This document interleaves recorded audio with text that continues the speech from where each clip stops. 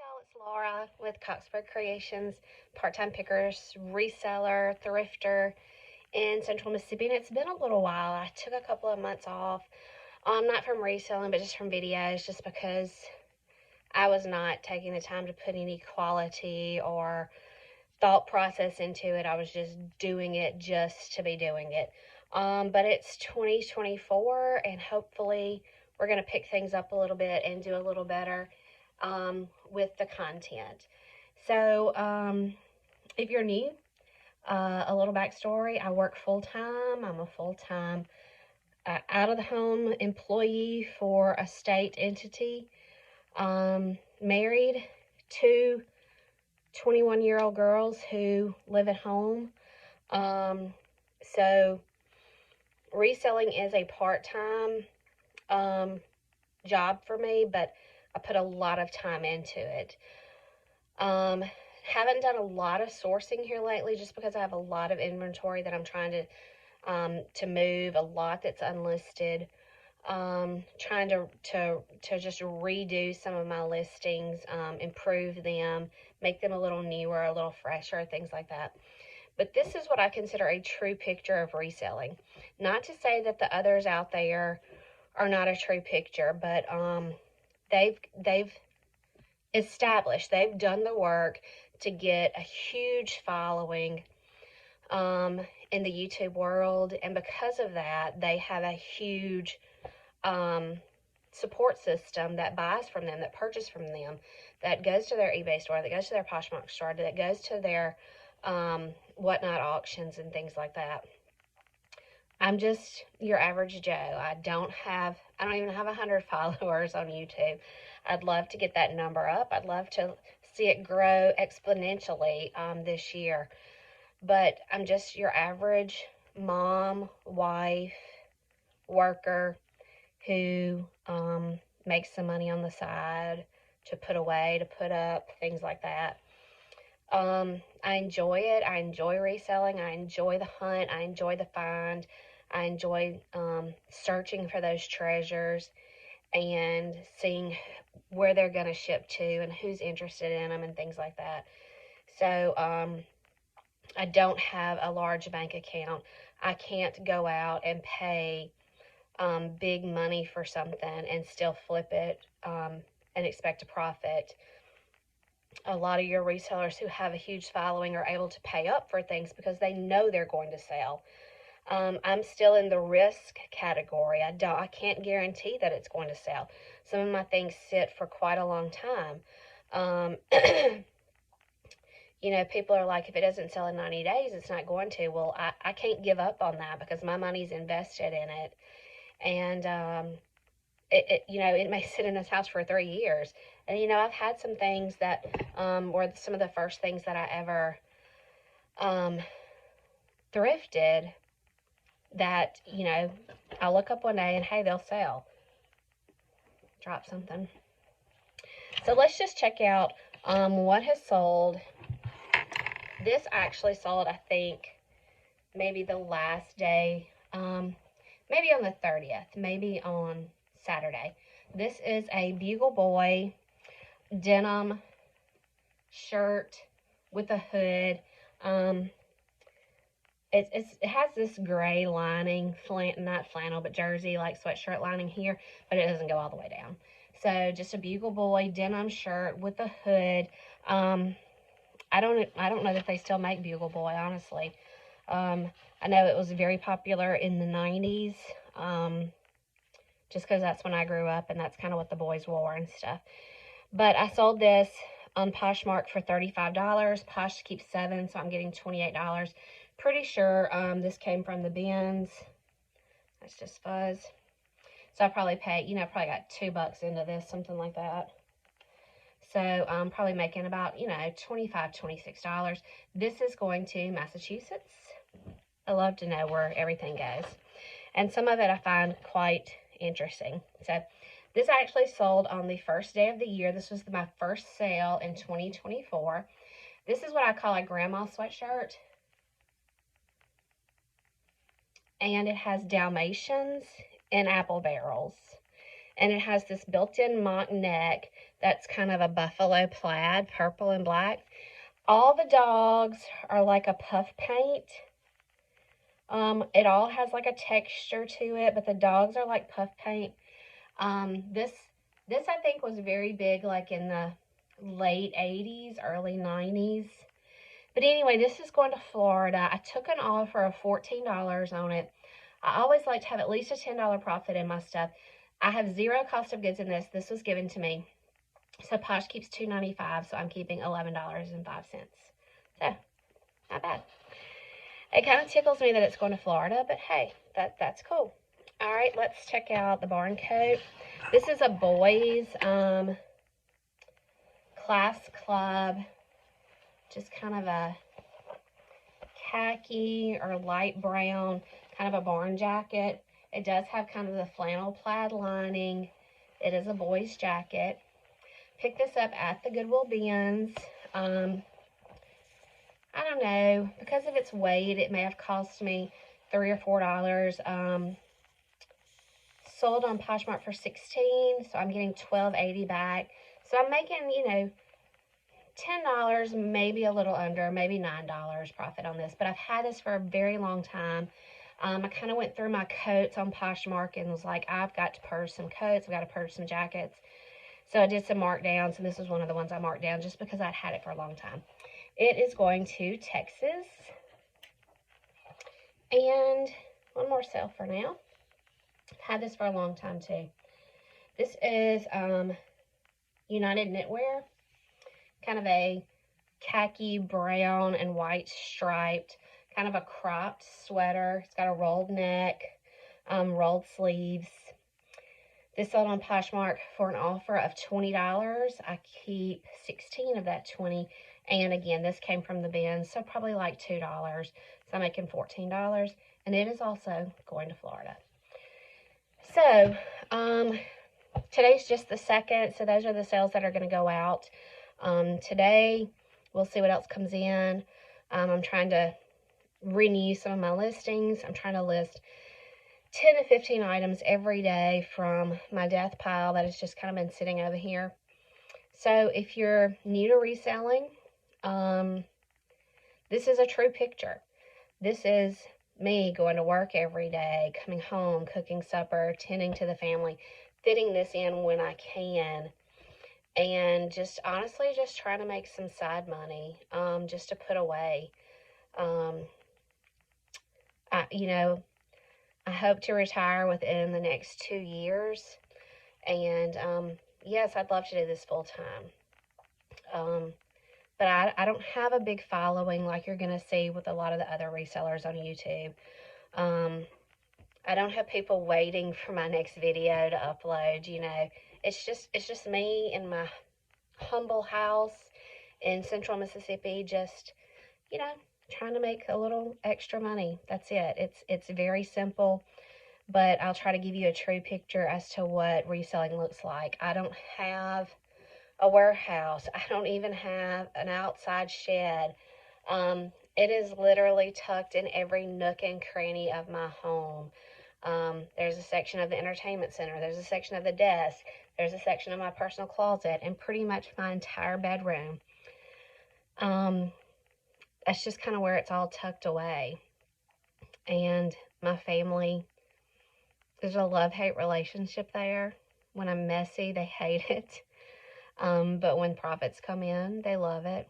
So, you know, if you have questions, I'm just going to keep it super simple.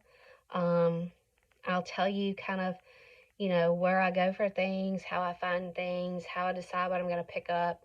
I am going to be better in 2024. I've got way too many clothes in my inventory, so I'm going to be very, very picky on the clothes I pick up. May start picking up some more hard goods, things like that. So anyway, thanks for watching, and there may be an add-on to this. I don't know. We'll see what else comes in. But that's it for now. Make sure you hit the subscribe button, hit the like button, and tell your friends, please. Thanks. All right, so if you are new, I remember when I first started, I started during the shutdown of 2020, and just selling things out of my closet, honestly. And then once things opened back up, I started hitting the thrift stores immediately. But my biggest concern when I first started was shipping. I didn't know really how to process that, how to formulate that. How was I going to know what things weighed, things like that. So the beauty with Poshmark is you can ship anything under 5 pounds for a flat rate that the buyer pays for. And because every label is a priority label, you can use any of the priority envelopes or boxes from the post office, and they are free. And then you just push your Poshmark label on there and drop it in the mail. Now, if you ship on Mercari or eBay or something like that, you may just need some regular boxes or some regular mailers. Yes, this is a Halloween mailer. Yes, it is January. This is all I have left, and I'm not going to waste them. I can get cute mailers like this from Shipping Hip. You can also get poly mailers on Amazon. And inside of everything, box, mailer, whatever, I put them in a clear, like cellophane bag. I get these in bulk on Amazon as well. And then I have like a little thank you sticker that I stick on the inside. And then they go in either a poly mailer, they go in a priority box, they go in a priority envelope, just whichever. Poshmark always ships priority, so you can use any priority box or any cardboard box. You don't have to use their boxes, but these are free, so that's going to help you with your shipping cost a lot. Shipping Hip has a lot of cute, they come out with a lot of cute different patterns throughout the year, and they are very, very reasonable, and shipping is always free with them. And then, like I said, you can get other mailers. You can get really large mailers on Amazon, and you can get these clear cellophane bags on Amazon too. So I do have a scale that I did order on Amazon for, I mean, you just learn. After you've done it a while, I know people say that, and I didn't believe it, but you just do. You just learn, like, you know, how much this hat weighs versus how much a sweater weighs, things like that. But it's nice to have a scale that was not expensive at all if you're shipping on Mercari or eBay, so you can get that accurate weight. But again, Poshmark, you can ship anything under 5 pounds for a flat rate that the buyer pays for. I think it's like $7.70 something like that. So that kind of takes a little bit of the guesswork out of shipping. All right, back to work today. Back to the real world. I've been off for 3 weeks. So this sold overnight. It is a new with tags. Tags are in here somewhere. Cup She one-piece swimsuit sold. I took an offer of $15.